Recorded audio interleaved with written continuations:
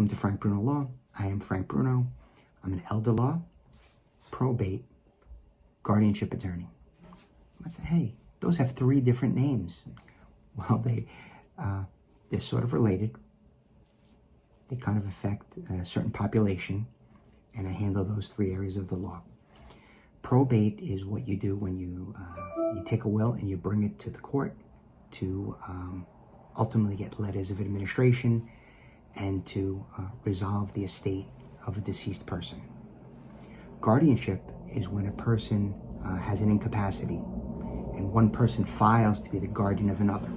Those two fields are not similar necessarily, except they really are. And elder law attorney, issues affecting an elderly population, which is both the guardianship. Sometimes young people could need guardians as well.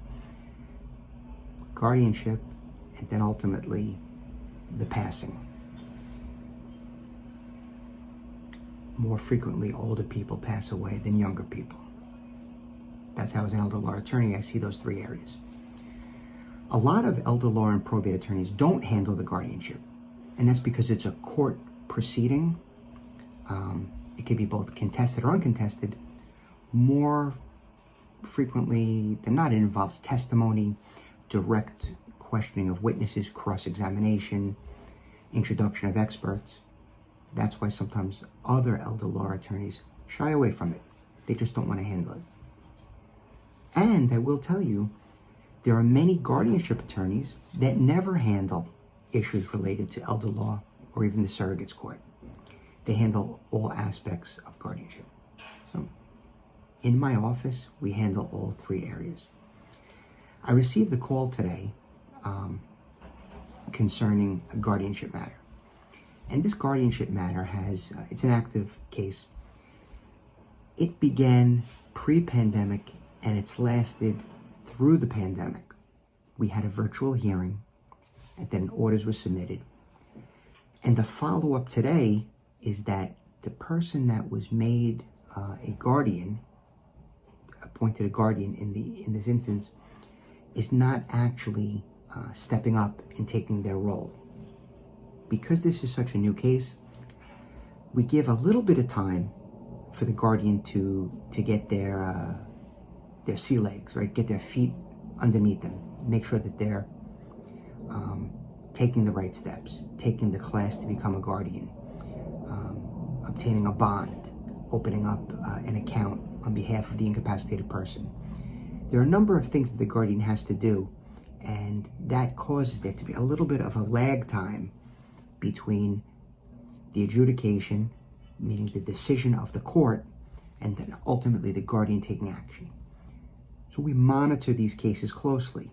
The lag time can be appropriate, but when it becomes too long, when feet are dragged, then we have to take certain steps.